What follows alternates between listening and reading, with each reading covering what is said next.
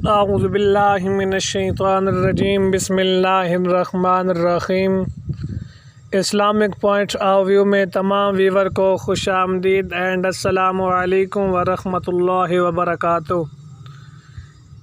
Islamic point of view میں تمام دوست اللہ کے کرم سے خیریت و عافیت کے ساتھ ہوں گے۔ تو آج میں آپ لوگوں کے لیے قربانی کے حوالے سے ایک نئی ویڈیو لے کر حاضر ہوا ہوں کہ قربانی کے جانور میں کتنے آدمی شریک ہو سکتے ہیں۔ آیا اس سے پہلے اگر آپ لوگوں نے ہمارا چینل سبسکرائب نہیں کیا تو جلدی سے میرے چینل کو سبسکرائب کر دیں اور ساتھ ہی بیل آئیکن کے بٹن کو دبا دیں تاکہ مزید آنے والی ویڈیو آپ تک آسانی سے پہنچ سکیں۔ تو دوستو، آج میں آپ کو بتاؤں گا کہ قربانی کے جانور میں کتنے آدمی شریک ہو سکتے ہیں اور کتنے آدمی اس میں شریک ہو کر اپنی قربانی کر سکتے ہیں۔ تو سب سے پہلی اور ابتدائی بات یہ ہے کہ اگر کوئی آدمی بکری یا بکرا یا کوئی دمبا لیتا ہے تو اس میں کوئی اور نہیں بلکہ ایک ہی آدمی کی قربانی ہو سکتی ہے، اس کے ساتھ دوسرا شریک نہیں ہو سکتا۔ اور جب گائے یا بیل اور اونٹ میں جو 7 افراد شریک ہو سکتے ہیں، تو اب گائے ہو، بیل ہو یا اونٹ ہو تو اس میں صرف 7 افراد شریک ہو سکتے ہیں اور ان کا شریک ہونا اس میں جائز ہے، یعنی ہر ایک حصے سے ایک شخص وجوب سے بری و ذمہ ہو سکتا ہے۔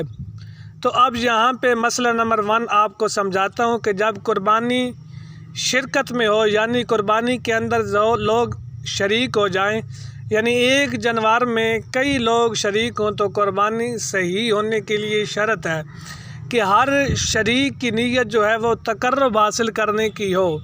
یہ نہ ہو کہ کوئی شریک ایسا ہو کہ اس کا صرف گوشت حاصل کرنے کی نیت ہو، نہیں، بلکہ ایسے شریک بنائیں کہ جن کی نیت گوشت حاصل کرنے کے لیے نہ ہو بلکہ ان کی نیت جو ہے وہ ثواب حاصل کرنے کی ہو۔ اور اگر کسی ایک کی بھی نیت صرف گوشت حاصل کرنے کی ہو اور باقی لوگوں کی جو ہے تقرب کی ہو تو کسی کی بھی قربانی نہیں ہوگی، کیونکہ ان کے اندر ایک ایسا شخص ہے جس کی نیت گوشت حاصل کرنے کی ہے۔ اور اہم اور بالکل اہم امپورٹنٹ بات ایسی یہ ہے کہ آج ہم لوگ اس بات کا بالکل بھی خیال نہیں کرتے اور ہم صرف گوشت حاصل کرنے کے لیے قربانی کرتے ہیں۔ تو ایسا کرنا آپ کو میں نے بتا دیا ہے کہ جو ایسا کرتے ہیں ان کی قربانی نہیں ہوتی۔ اور آج ہم اس بات کا بالکل بھی خیال نہیں کرتے کہ ہمارا جو شریک ہے اس کا کیا عقیدہ ہے، وہ کس عقیدے کے ساتھ ریلیٹڈ ہے۔ تو اس بات کا یہ ابتدائی بات ہے، تو اس بات کا ہمیں بالکل خصوصی طور پر اس کا خیال رکھنا چاہیے کہ وہ سنی اور صحیح العقیدہ ہونا بھی اس کی شرط ہے ہمارے شریک کا۔ اگر ایک بھائی مذہب یعنی کہ اس کا مذہب اور ہے، وہ شیعہ ہے، دیوبندی ہے، رافضی ہے، وہابی ہے، جو بھی ہے، اس کا مذہب آپ سے الگ ہے تو آپ کی قربانی پھر نہیں ہوگی، کیونکہ جو آپ کا شریک ہے اس کا مذہب اور ہے، آپ کا مذہب اور ہے، تو اس لیے آپ اس کے ساتھ شریک ہو جائیں، اس کو اپنے ساتھ ملا لیں جس کا مذہب بھی آپ کے مذہب کی طرح ہو۔ تو صحیح مذہب کا ہونا ایک یہ بھی قربانی کے شریکوں میں سے ایک ان کی جو ہے شرط ہے۔ تو آگے چلتے ہیں۔ قربانی کے سب شرکاء کی نیت جو ہے وہ تقرب حاصل کرنے کی ہو۔ اس کا مطلب یہ ہے کہ کسی کا ارادہ صرف فقط گوشت حاصل کرنا نہ ہو، البتہ یہ ضروری نہیں کہ وہ تقرب ایک ہی قسم کا ہو، مثلا سب قربانی ہی کرنا چاہتے ہیں، بلکہ اگر مختلف قسم کے تقرب ہو تو وہ تقرب سب پر واجب ہو یا کسی پر واجب ہو اور کسی پر نہ ہو۔ تو اس کی مثال آگے بہت ہی وضاحت کے ساتھ ہے۔ تو میں اگلا مسئلہ آپ کو سمجھاتا ہوں کہ قربانی اور عقیقے کی بھی شرکت ہو سکتی ہے، یعنی ایک جانور میں اگر کچھ لوگ قربانی کی نیت سے شریک ہوتے ہیں اور کچھ جو ہیں وہ عقیقے کی نیت سے شریک ہوتے ہیں، تو یہ اس طرح آپ کی قربانی جائز ہے اور آپ کی قربانی ہو جاتی ہے۔ اور مستحب یہ ہے کہ قربانی کا جانور جو ہے وہ خوب موٹا تازہ ہو اور خوبصورت نظر آنے والا اور بڑا ہو۔ اگر چھوٹے جانور کی آپ قربانی کرتے ہو تو اس کا سینگ والا مینڈا زیادہ بہتر رہے گا۔ اور اس کے خصیے جو ہے ان کو کاٹ کر خصیے کر دیے گئے ہو۔ حدیث پاک کے اندر آتا ہے کہ حضور نبی کریم رؤوف الرحیم صلی اللہ علیہ وآلہ وسلم نے ایسے مینڈی کی قربانی کی ہے۔ تو ذبح کرنے سے پہلے چھری کو تیز کر لیا جائے۔ اس کی وجہ یہ ہے کہ جب آپ قربانی کرتے ہیں تو جانور کو تکلیف نہ ہو، اس لیے جب بھی آپ قربانی کرتے ہیں تو اس بات کا خصوصی طور پر آپ خیال رکھا کریں کہ جب آپ قربانی کرنے لگتے ہیں تو جانور کو تکلیف نہ ہو، آپ اپنی چھری کو تیز کر لیں۔ اور ذبح کے بعد جب تک جانور ٹھنڈا نہ ہو جائے اور اس کے تمام اعضاء سے روح نہ نکل جائے، اس وقت تک ہاتھ پاؤں نہ کاٹے اور چمڑا نہ اتارے۔ تو آج کل ایسا کرتے ہیں لوگ، ہمارے بھائی ایسا کرتے ہیں کہ وہ جلدی جو ہی آپ قربانی کر دیتے ہیں ساتھ ہی اس کی ٹانگیں کاٹ دیتے ہیں یا اس کا چمڑا اتار دیتے ہیں کہ جلدی کریں۔ تو ایسا نہیں ہونا چاہیے، کیونکہ اسے تکلیف ہوتی ہے، ابھی تک اس کے جسم میں جان چڑھ رہی ہوتی ہے۔ تو اس لیے برائے مہربانی ایسا نہ کیا کریں۔ آپ جب بھی جانور کو ذبح کرتے ہیں تو اس کو ٹھنڈا ہو لینے دیں، جب تک اس کے جسم سے جان نہ نکل جائے تب تک آپ بالکل بھی اسے ہاتھ نہ لگائیں۔ اور اگر اچھی طرح قربانی کرنا جانتا ہے تو بہتر یہ ہے کہ اپنی قربانی اپنے ہاتھ سے کرے، اور اگر اچھی طرح قربانی کرنا نہیں جانتا تو دوسرے کو حکم دے سکتا ہے کہ میری قربانی تم کر دو۔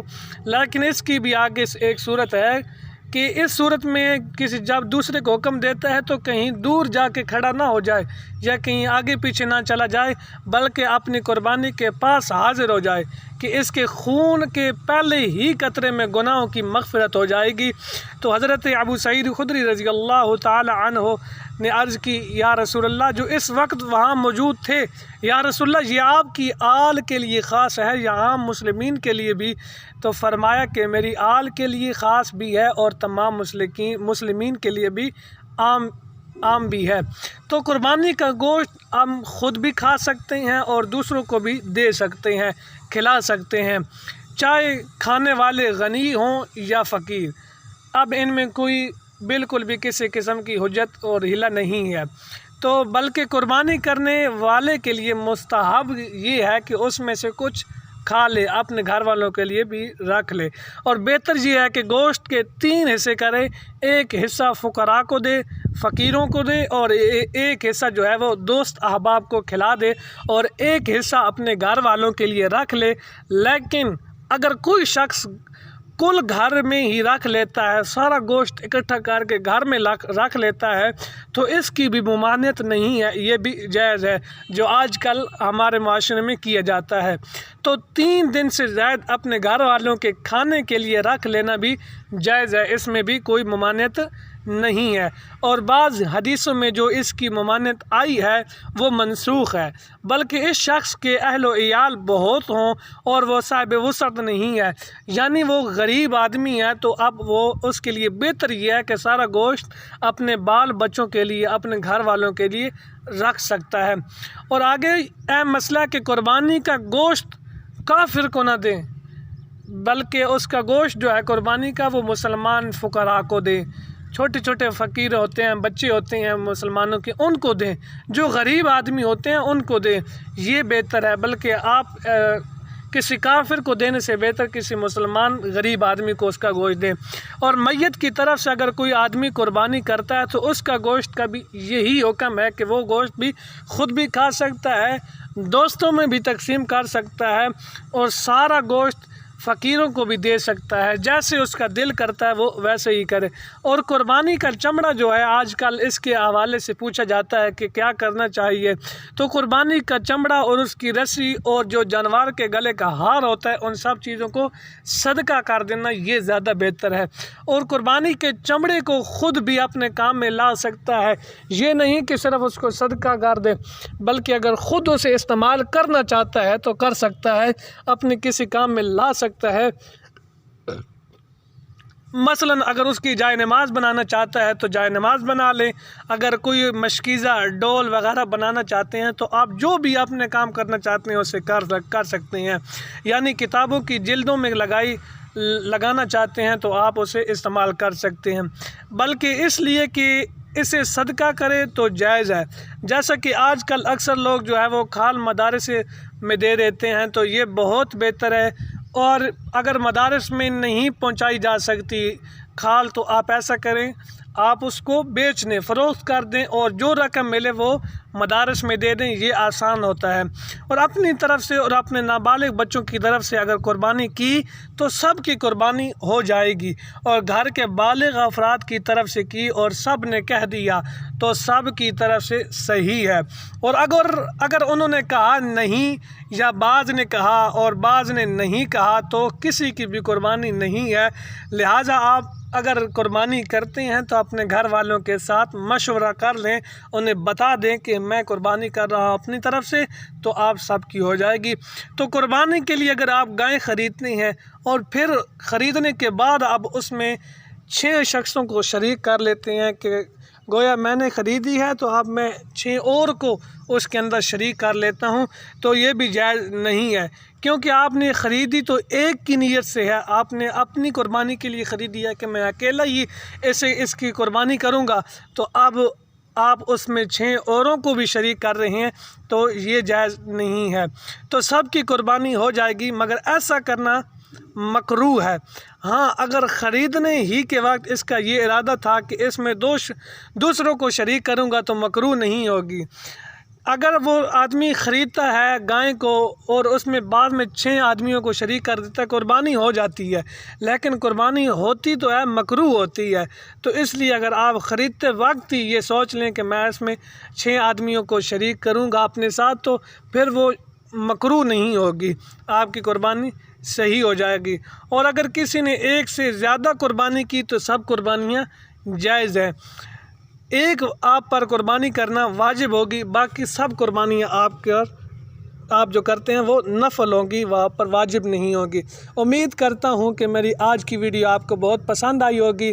آج کے لیے اتنا ہی کافی ہے، اجازت چاہتا ہوں۔ السلام علیکم ورحمۃ اللہ وبرکاتہ۔